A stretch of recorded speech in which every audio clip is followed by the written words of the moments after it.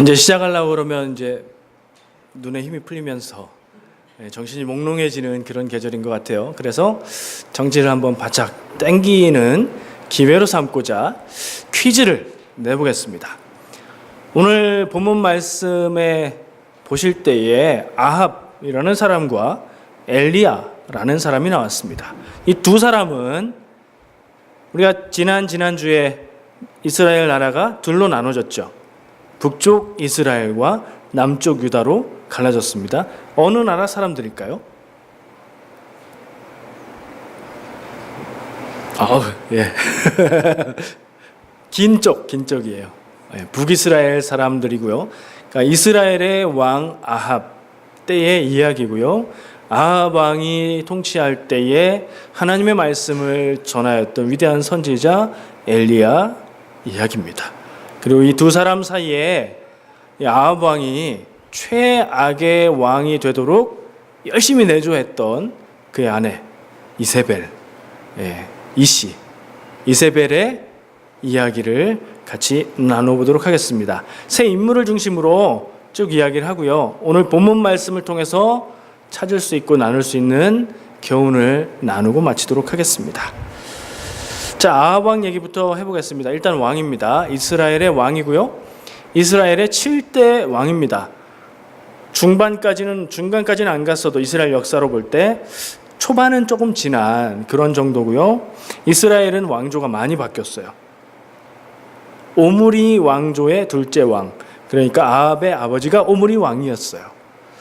아합 왕은 성경에 소개하는 내용을 보니 악한 왕이라고 이야기하고 있습니다. 근데 실제로는 북이스라엘의 모든 왕들이 다 악한 왕으로 평가되고 있어요. 남유다 왕들의 몇 명은 착한 왕이라고, 선한 왕이라고 되어 있는데 북이스라엘은 모조리 다 악한 왕이에요.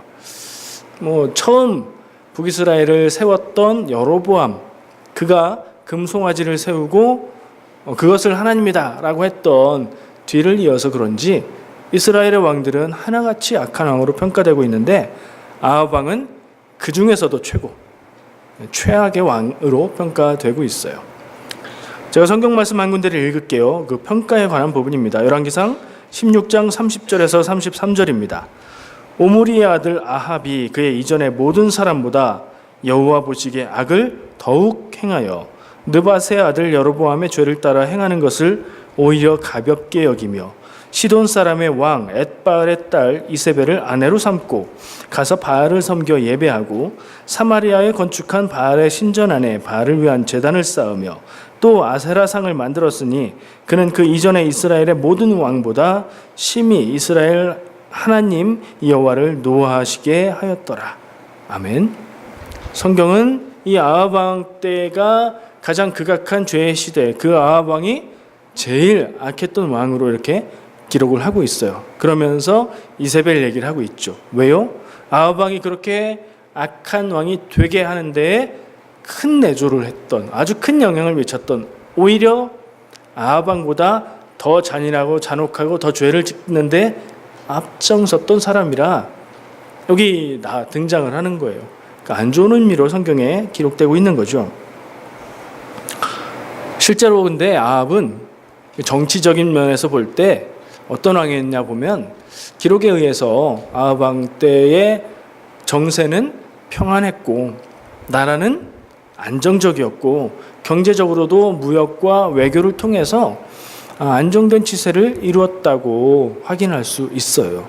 그러니까 정치적인 면에서 볼 때는 능력 있는 유능한 왕이었어요. 왕이 나라를 그렇게 했으면 된 거 아닐까요? 근데 성경은요, 왕들을 평가하는 기준이 그가 나라를 부강하게 만들었냐, 잘 다스렸냐, 전쟁에서 이겼냐 이런 게 아니고 하나님을 온전하게 섬겼고 하나님의 뜻을 대신해서 하나님의 백성의 왕으로 그 역할을 잘 했는가, 거기에 초점이 있어요. 그 기준으로 보면 빵점이라는 거죠. 그렇게 아합 때에 여러 가지 일들이 일어났습니다. 아합과 결혼했다고 얘기하는 아합의 부인 이세벨은 시돈에서 온 사람이라고 되어 있죠. 그리고 시돈 왕 엣발의 딸이다. 근데 엣발이라는 이름에서 짐작할 수 있듯이 바알이라는 이름이 들어가 있어요. 아, 왕이 바알을 열심히 섬겨서 이름을 넣었나 보다. 그게 아니고요. 엣발은 원래는 바알을 섬기는 종교 제사장이었어요. 왕이 아니었고. 근데 왕을 죽이고 왕 위에 올랐어요. 그런 인물이에요. 그런 인물의 딸이다 보니 그 바알 섬기는 신앙에 있어서 열정이 대단했고요. 그리고 잔혹함, 잔인함이 굉장했어요. 이따가 이세벨을 좀 더 자세히 얘기를 하도록 하겠습니다. 이 아합은요, 아람과 전쟁을 하다가 전사합니다.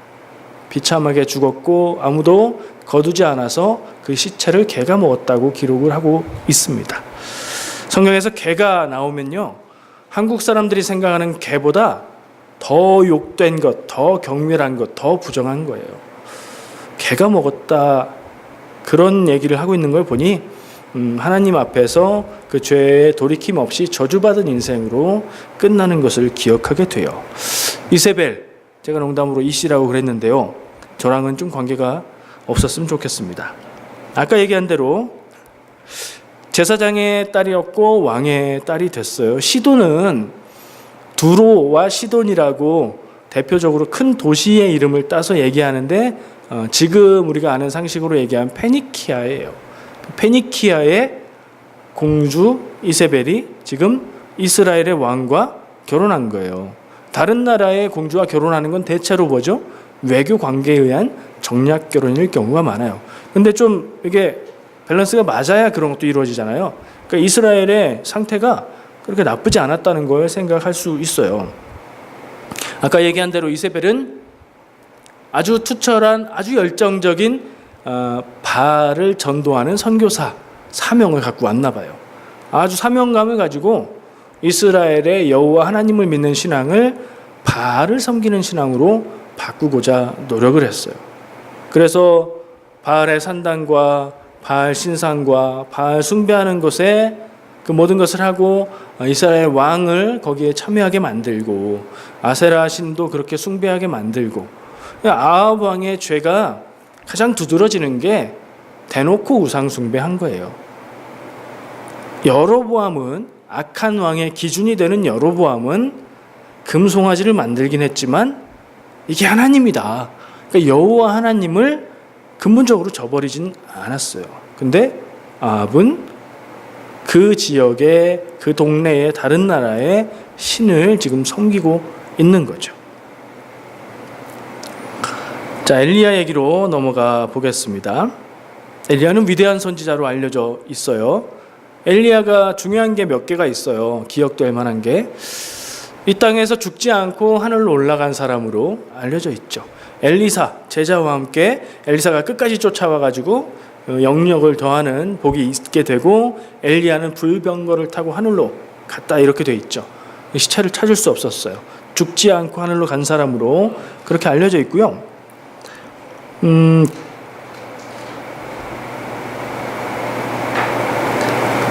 그리시네라는 곳에 가서, 그러니까 이 엘리야가 처음 등장하는 중요한 장면이 이 앞에 17장 1절이에요. 거기를 보셔도 좋고 안 보셔도 좋은데, 엘리야가 딱 나타나서 아합 왕에게 내가 말하기 전까지는 이 땅에 비가 내리지 않을 것이다 라고 선언을 해요. 앞뒤 다른 설명, 길게 설명도 없어요. 내가 말하기 전에는 이 땅에 다시 비가 내리지 않을 것이다 라고 아합 왕에게 선포하고, 그리고 사라져요. 잠적합니다. 이제 엘리야는 장소를 가지고 얘기를 진행을 하려고 해요. 그리고 난 다음에 처음 간 곳이 그릿 시냇가예요. 이름이 어떤 다른 데가 아니라 그냥 물이 흐르는 시냇가예요. 그 시내 이름이 그릿이에요. 거기 가서 흐르는 시냇물을 마시고, 그리고 까마귀가 가져다주는 음식을 먹었다고 기록이 되어 있어요. 거기가 지금 아합 왕에게 대해서 비가 안 올 거다라고 말을 하고 피해 있는 곳이에요. 왜 피했을까요? 진짜 비가 안 와서요. 엘리야가 그렇게 선언하고 나서 정말로 비가 안 오기 시작해요. 그릿 시냇가에 가서 거기에서 피신해서 시간을 지내고 있습니다. 하나님의 인도하심을 따라서 시냇물 마시고 까마귀가 갖다 주면 먹고 그랬는데 한참 지나니까 시냇물도 말라서 흐르지 않아요. 왜 없어졌죠? 시냇물이 가물어서요. 비가 안 와서요. 하나님이 또 다른 곳으로 가라고 인도를 하십니다. 그래서 간 곳은 사르밧이라는 곳이에요. 사렙다라고도 하는 같은 곳이에요. 사르밧 과부 이야기가 있어서 그게 우리의 기억에 남아 있을 거예요. 사르밧이라는 지역으로 하나님이 가게 하시는데 알고 보니까 그 지역은 이스라엘 땅이 아니에요. 그렇다고 유다 땅도 아니에요. 시돈 지역이에요. 시돈은 누구 고향이랬죠 아까? 이세벨의 고향이에요. 그러니까 지금 이스라엘을 망쳐놓고 우상숭배의 그 모든 것을 다 하고 있는 그 사람의 고향 지역에 가서 숨어 있게 되는 거죠.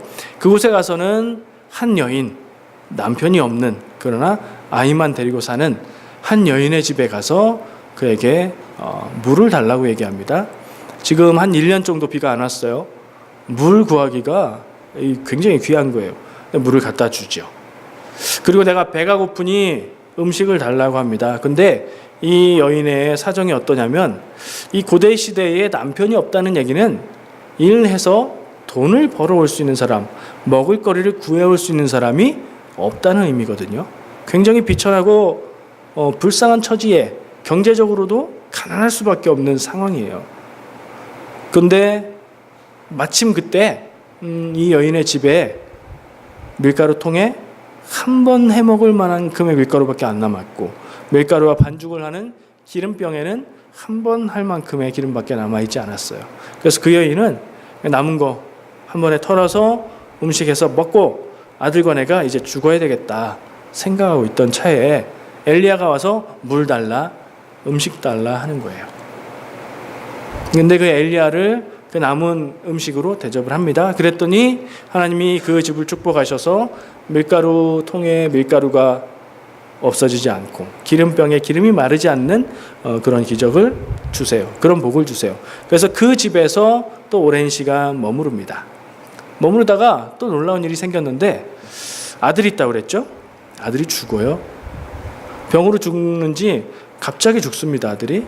그래서 이 여인은 엘리야에게 탄식을 하면서 원망조의 이야기를 해요. 나와 무슨 관계가 있어서 당신이 여기 와 있어서 내가 우리 아들 죽는 걸 보게 하느냐. 엘리야 때문에 죽은 건 아니지만 그 속뜻은 그럴 거예요. 내가 나랑 관계없는 당신을 하나님의 사람으로 여기고 대접했는데 어떻게 나에게 이런 일이 있습니까? 라는 탄식이었던 것 같아요. 어떤 일이 일어나죠? 엘리야가 그 아이를 살아나게 하죠. 하나님의 능력으로 그 아이를 살게 하고 이제 때가 돼서 하나님이 다시 이스라엘로 돌아가라. 그래서 아합 왕을 만나라 라고 말씀을 주세요. 이때쯤 되면 지금 3년 이상이 지났어요. 이스라엘 나라에 3년 이상 비가 안 왔어요. 그런 상황이니 왕으로서 이 가뭄을 해결해야 될 중대한 책무를 갖게 된 거죠.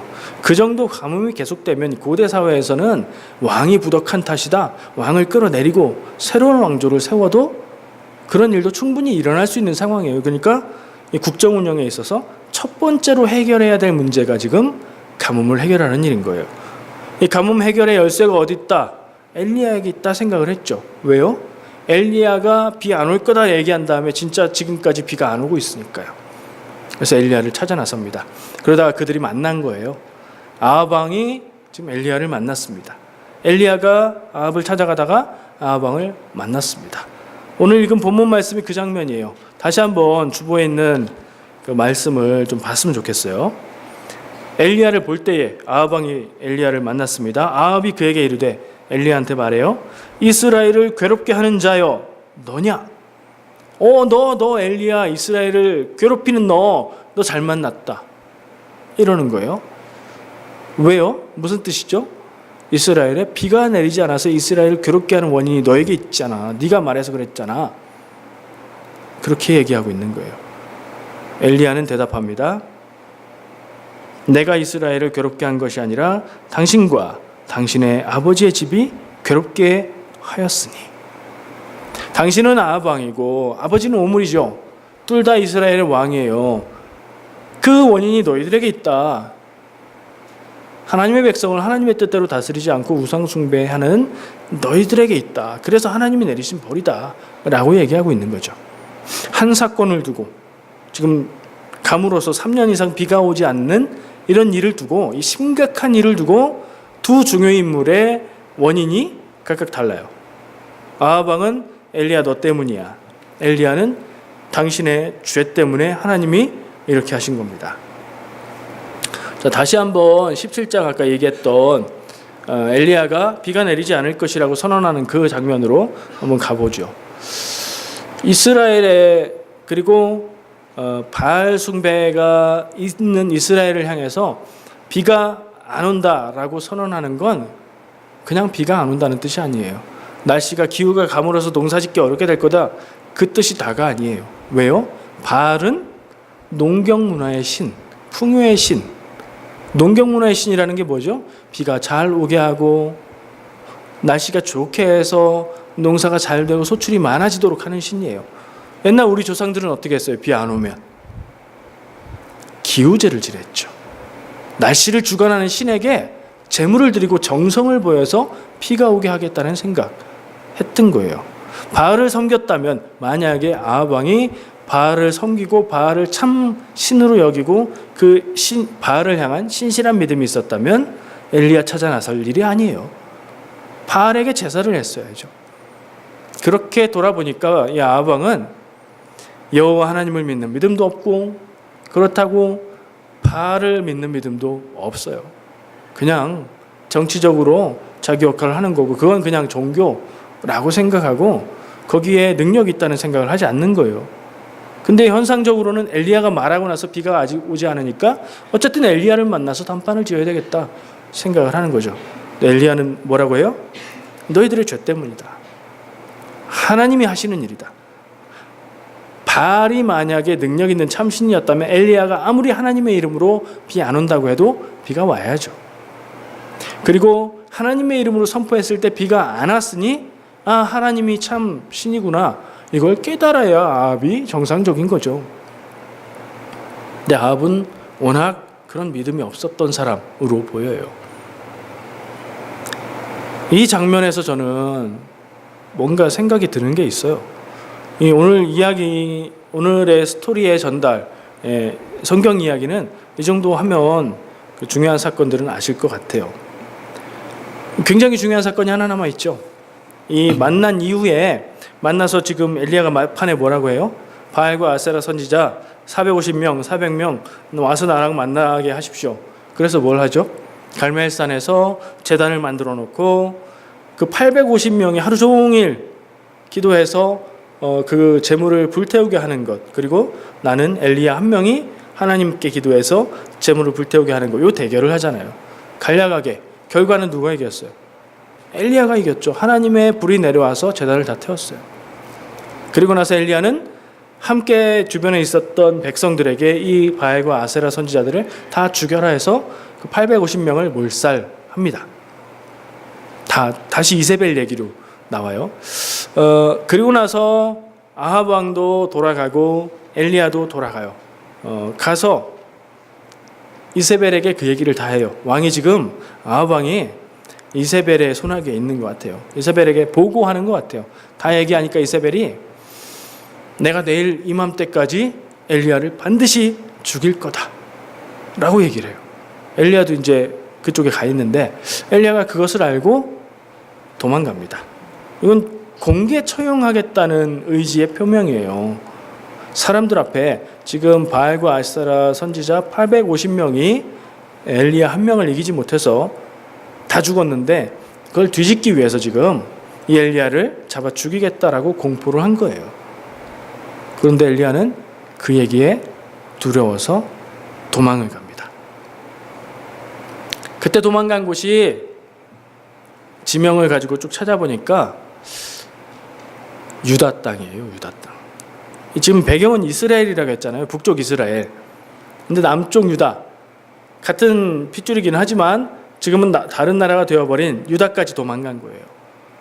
굉장히 무서웠나 봐요. 그 유다에도 남쪽 지역이에요. 유다 남단까지 도망가가지고 거기에서 또 광야로 들어가요. 광야로 들어가는 건 사람 없는 곳이잖아요. 사람들을 피해서 두려움의 광야로 들어갑니다. 거기에서 로뎀나무 아래에서 햇빛을 피하고 거기에서 절망하면서 하나님께 내가 이제 죽어도 좋겠습니다. 이거는 뭔가 다 이루었고 감사함의 표현이 아니라 나는 이제 죽었으면 좋겠습니다 하는 절망의 표현이에요. 그런 엘리야를 이제 하나님께서 천사를 보내셔서 천사가 음식을 주게 하시고 다시 일으켜서 엘리야가 하나님의 사역을 감당하도록 떠나가게 해줍니다. 자, 오늘의 스토리는 여기까지예요. 제가 다시 돌아가고 싶은 지점은 오늘 본문 말씀에서 아합 왕은 엘리야를 향해서 너 때문이야. 엘리야는 아합 왕을 향해서 너 때문이야 라고 하는 장면이에요. 한 장면을 한번 떠올려 보겠습니다. 집에 형제나 남매나 자매나 어린 아이들이 있는 집들은 생각하기 쉬우실 거예요. 둘이 싸웁니다. 왜 싸우죠? 너 때문이야 그러면서 싸워요. 서로 너 때문이래요. 그럼 엄마나 아빠가 어른이 옆에서 보기에 답이 딱 나와요. 뭐죠? 둘 다 잘못했어요. 둘 다 잘못했어. 한쪽 잘못만 가지고는 싸우기가 어렵죠. 둘 다 잘못했는데 그 원인을 얘는 얘가 잘못했다고 하고 얘는 또 얘가 잘못했다고 하는 거예요. 서로 핑계대고 너 때문이라고 얘기하고 있어요. 그런 비슷한 장면처럼 보이지 않으세요? 적용을 해볼게요. 우리가 살면서 힘든 일을 만날 때가 있어요. 지금 3년 반 동안 비가 안 와서 나라가 난리가 났어요. 아합은 그걸 해결해야 되는데 그 원인을 엘리야 너 때문이야 라고 얘기하고 있는 거예요. 근데 엘리야는 아합 왕 당신의 죄 때문입니다 라고 말하고 있는 거죠. 뭐가 맞을까요? 아합 왕의 입장에서는 엘리야 때문인 게 맞아요. 엘리야 입장에선 아합 왕의 죄 때문인 게 맞아요. 자기 입장에서 다른 객관적인 것이나 다른 사람의 입장을 생각하지 않는 자기 입장에선 자기가 생각하는 것만 맞아요. 근데 그런 생각은 객관적이기도 어렵고 맞는 답이기도 어려워요. 문제의 진단이 틀리면 의사가 병을 고치는데 환자를 딱 봤는데 심장이 아픈데 엉뚱한 데 놓고 여기 때문에 그렇습니다 라고 진단을 했다면 고칠 수 있겠어요? 안 되죠.